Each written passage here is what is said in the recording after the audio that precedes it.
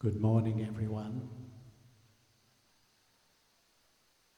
and welcome to our second full day of the Call of Time.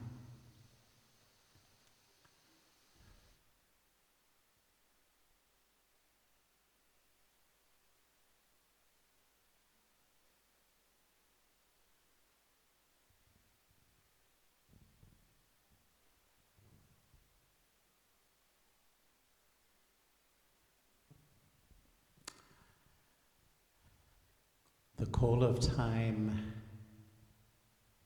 means so many different things, and all of us have expressed what it means for me. But for me, sometimes I feel the call of time is to be very, very loving and experience the highest human feeling of being loved. And the spirit of Daddy Genki has been in this gathering. Her name emerges every so often.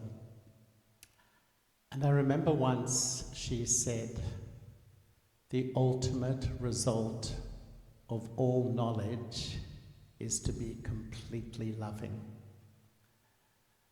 When I absorb truth into the core of my being, how does it come out? Do I give a great intellectual dissertation? Or does it come out really as love? And a part of our spiritual journey is a deep self-reflection, a deep inner reflection. And I love this, and my own reflection of myself is that when my heart is full of love, there's an incredible easiness that comes inside. I feel so easy, so relaxed, I would say content. And I'm definitely a lot more compassionate and understanding towards those around me. But when the heart lacks love, the mind can never rest. Today we live in the time of the overactive mind. It's like when there's a lack of love, the agitated mind is looking, searching, seeking. Something is missing. Sometimes we have absolutely everything in life, but we don't have this quality of love. And so there's this continual search in the human mind to taste a love that nurtures the essence of my being. There's so many crises in our world, and yet sometimes I feel the greatest crisis is relationships. A lack of real experience of quality love in life. And for the first time in human history, we are watching the breakdown of the human family. The family is that social support unit that sort of nurtures my heart with the nutrients of love, belonging, care. Sometimes there's so much loneliness in life. We live in huge cities and yet we feel so alienated and disconnected. And mental health.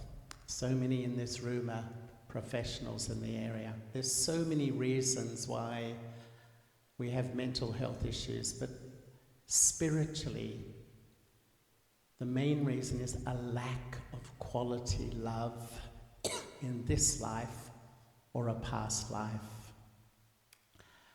And so spirituality is really the path of love. And the first wisdom of love, which we explored yesterday, is to really have a loving relationship with myself as a soul. And with all our education, with all our life experience, it seems the hardest thing to do in life, to have a consistently loving connection with my true and authentic self. And In my observation, when I reflect, I find that there's 3 personalities inside. 2 of them are not lovable. We try to love them, but they're not really lovable. But one of them opens the door to rebuild a healthy, loving, sustainable relationship with me. The first personality takes its whole sense of identity from my temporary body. We touched on it yesterday. The eye of arrogance, the eye of superiority. And when it starts to filter into my feelings, I compare with others and I think I am better, I know more, I am right. But when it comes into my feelings, that's when I feel so easily insulted, disrespected, not valued, excluded. There's a deep relationship between ego and love. We've got a friend who's coming to sing to us this morning. The more ego, the less love I experience in life. What is the role of ego? The role of ego is to make me feel separate, tell me I don't belong, make me feel disconnected. The second eye is what I call the eye of inferiority, the eye of lack of self-respect. This eye compares with others and thinks others are better, others don't love me, others don't value me. And when this filters into my emotions, my feelings, my inner world, I feel sometimes hopeless about myself, unworthy, not good enough, inferior, depressed, all these sorts of feelings. And often this inner world fluctuates. We have huge highs and huge lows. As we saw yesterday, the third eye is the original I, the soul. And in the spiritual journey, as I journey inside to this place of who I am, this point source of life energy, eternal, immortal, non-physical self, it's like, from my experience, coming home to such a sweet place inside where I feel so easy, so relaxed. I take the pressure off myself to be something, to look good, to impress other people. And this is the lovable I. I, the eternal soul, is the lovable self. And when I start to reconnect with self, I can step into the second wisdom of love, to develop a loving relationship with God, with the divine, with the supreme, whatever is really the language that feels comfortable for me.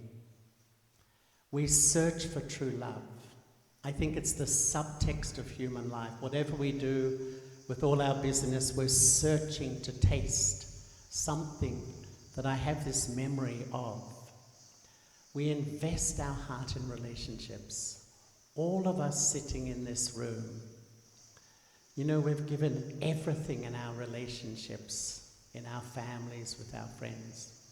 But there's a huge human dilemma that no relationship is permanent. No relationship is permanent, whether it's time, whether it's change, whether it's conflict, whether it's death. The object of my love will go. And this has built an incredible sort of fear and security around relationships. And this is why spirituality explores the one relationship that's permanent, the relationship with the divine, the relationship with God. And as we begin to, if my heart is open, and this is always an offering with a lot of love and no expectation, to really explore this one relationship that's permanent. And just as I am a soul that sits in the forehead, I do actions, and I reap the fruits of my actions. I know happiness, I know sorrow. I know peace, and I know peacelessness. God is also a soul, a living, thinking, feeling being, but a soul that never takes a body, and a soul, therefore, that remains full, constant in love and peace and purity and power. In a sense, we are in a world with constant change, but God is a soul that is changeless, absolutely constant. But in my own journey, as I began to really open my heart to this relationship, I realized that often I was thinking of God as a concept or a belief or an intellectual idea rather than a living, conscious being. A living, conscious being. And in a sense, meditation or yoga means union, is a union of I, the essential and true self, with the one relationship that is permanent, a soul like me, but a soul beyond influence, a soul that remains eternally clean and pure. And how do I really have this relationship? Because normally we relate to each other through our sense organs. All of us here, we meet each other, we talk to each other, we hug each other, we connect. But this, I'm trying to develop a relationship with a real being, another soul. I'm a soul, you can see me here, but I'm expressing through my body, you can see it. But God is a soul that doesn't have a body, doesn't express through sense organs. So it's a completely different dynamic I begin to learn. And this is why really, in this journey to exploring the lover of the soul, if I begin to become soul conscious, in other words, as I begin to let go the consciousness of all my labels, sit lightly in the forehead, through my third eye I touch the Supreme Soul. It's like I go onto the same wavelength. Sometimes I use the example that's like God's on the FM wavelength, the Supreme Soul. When I, the soul, forget myself, think I'm a body, I'm on the AM wavelength. I know the FM exists, but I can't tune in. What I need to do is go up to the FM wavelength and really begin to tune in. And really, the power of meditation is developing a relationship. To have a relationship is in the DNA of the human soul. We don't have to learn it. We all know how to love. From the moment we're born, we can bond with parents and friends. But this is like developing a real living relationship, because the law says where the heart goes, the mind will follow.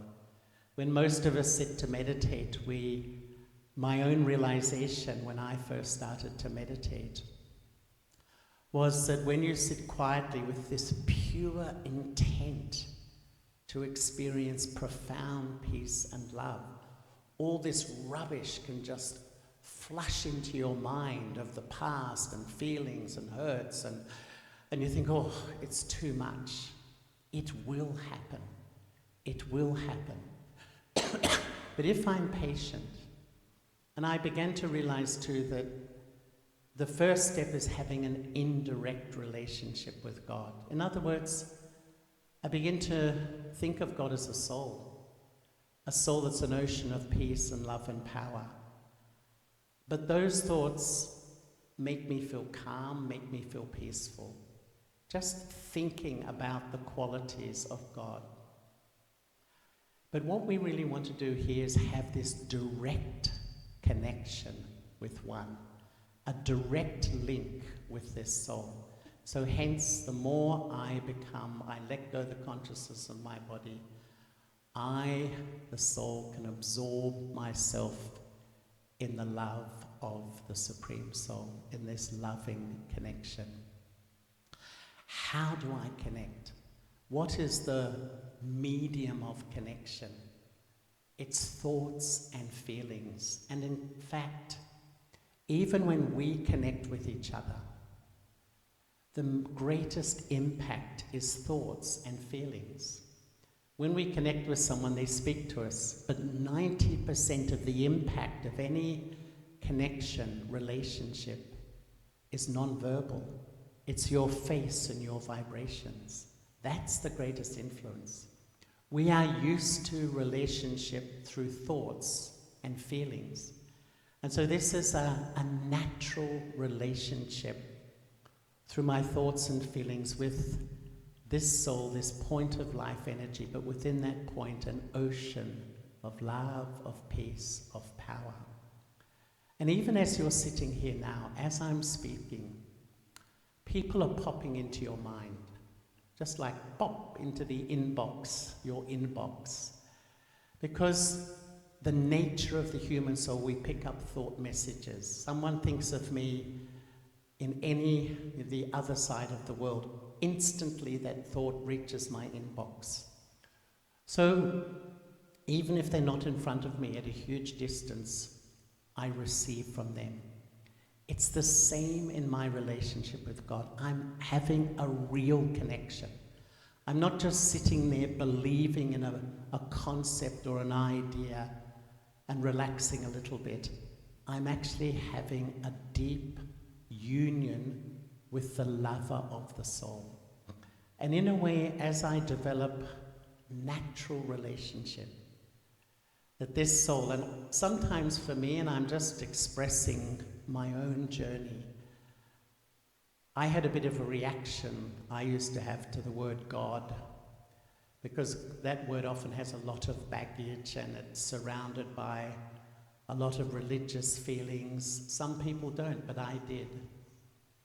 And so whether you call God or the divine or the supreme, or sometimes we even use the word Baba here as an affectionate name for this one relationship that's really permanent. And at the heart of, I would say, really taking back my spiritual power, stepping back into my self-respect, regaining that authority of the self, is this natural, loving union. And I think many of us, when we sit to meditate, we really want to elevate our consciousness. But recently I've realized that that's a hard thing to do. And many of us develop this feeling, I'm not doing it properly, I'm not meditating well.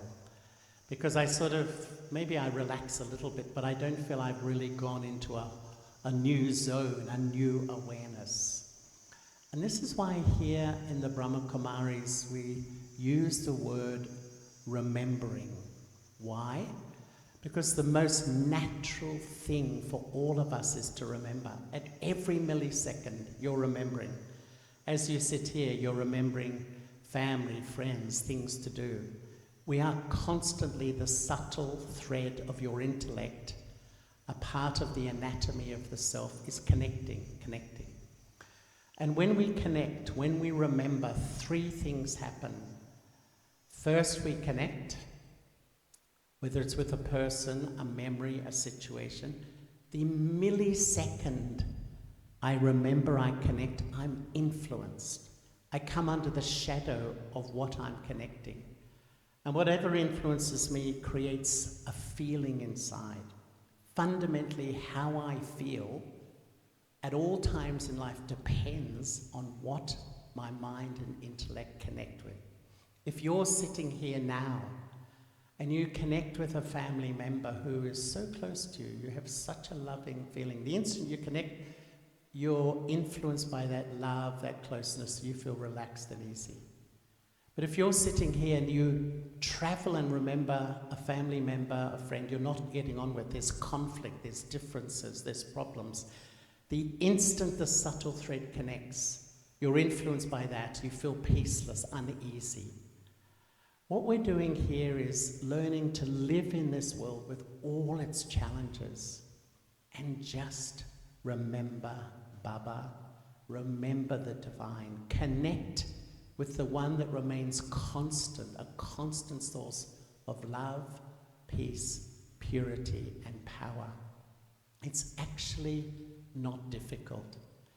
And what happens is that when I remember that being, and the image of light is behind me, the image, the form of that being. When I connect with that being, I'm influenced. by that peace, that love power. And I download, I live stream that energy into my mind. And this is a high vibration. My experience is, it's like you download this very sweet, light, pure, clean vibration. And this vibration sits in your mind. It sustains you. It sustains the atmosphere around you. And it sustains the people you love. Nothing can sustain those around you than you yourself, keeping yourself in this sweet place. But if I connect with people, situations, they've done this, this is happening, it's a low vibration. And this is the sort of world we live in a lot. Connecting with people, sometimes feeling good, sometimes feeling bad, sometimes feeling angry, sometimes feeling hurt, sometimes feeling close, sometimes feeling unloved, wherever I connect. And so hence, the inner barometer of my emotion is fluctuating absolutely enormously. And this is why really our aim when we meditate here is to really remember Baba, remember the Supreme Soul in a natural way. Just let the subtle thread of my mind dwell on the beauty. The more I start to explore the beauty of this being, I don't have to pray, I don't have to worship. If I like to pray, that's fine. But just a natural living relationship. So I'm building a foundation within myself, a loving relationship with myself as a soul, a loving relationship with the divine, with Baba as a soul. And when I put these two anchors down in my life, when I put these firm anchors down, they always are there.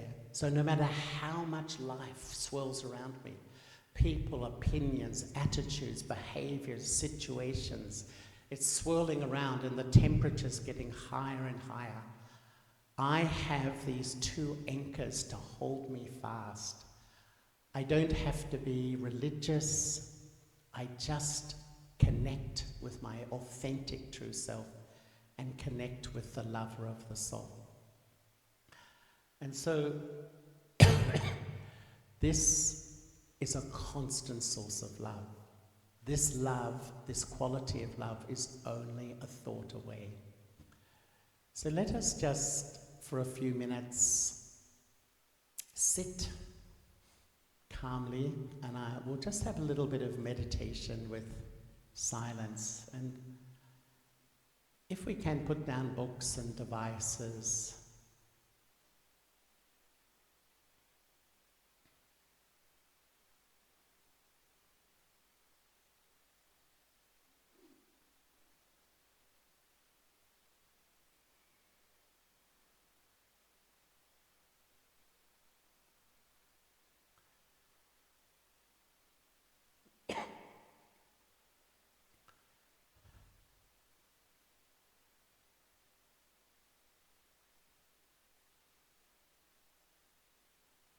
Let me sit quietly.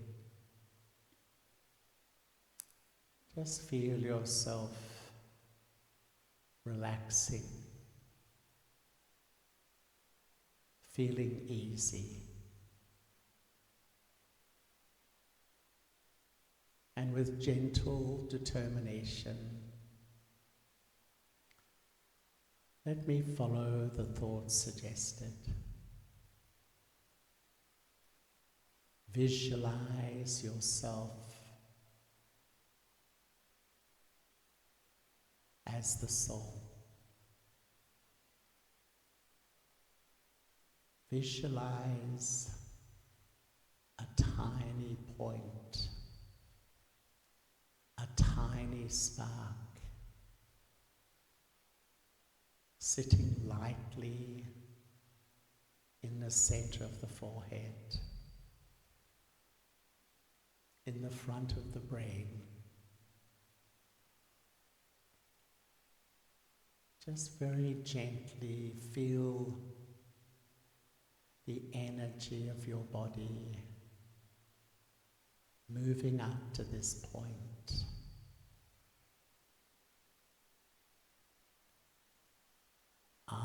the soul and the actor. When I choose to act,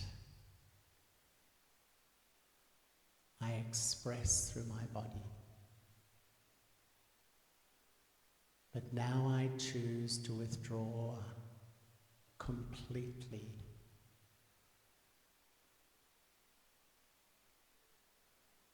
to my true and eternal self. I am a peaceful soul.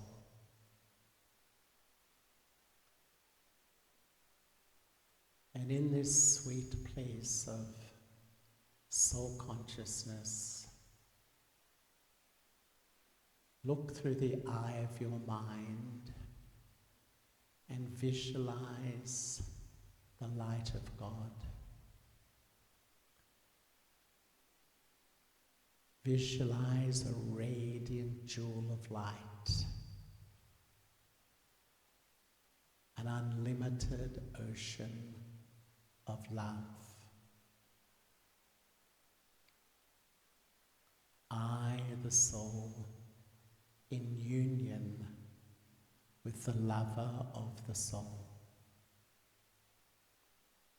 Just keep your focus.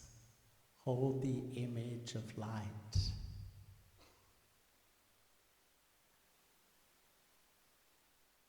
And as a child, allow yourself to be completely loved.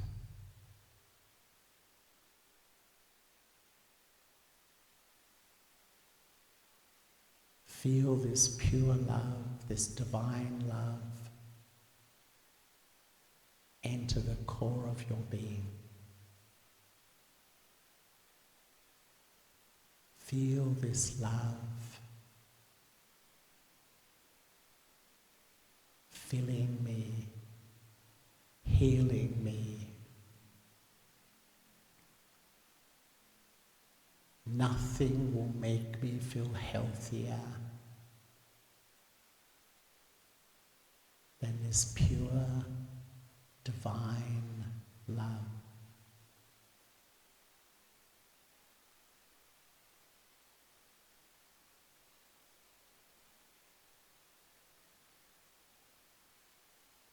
Just feel this love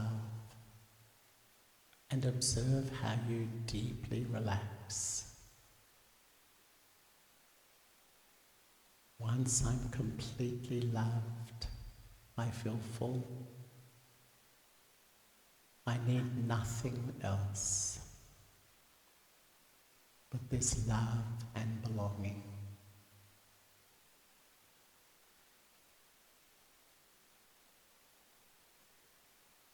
And this love begins to heal the relationship with the self.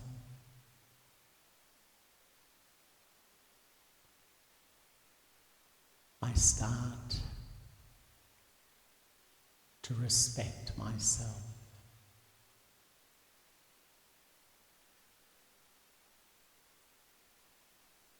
I start to forgive myself.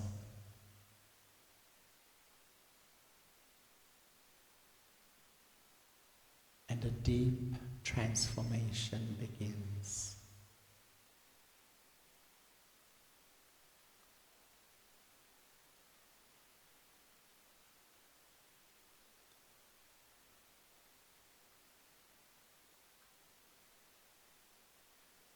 As I move about my life, I can remember.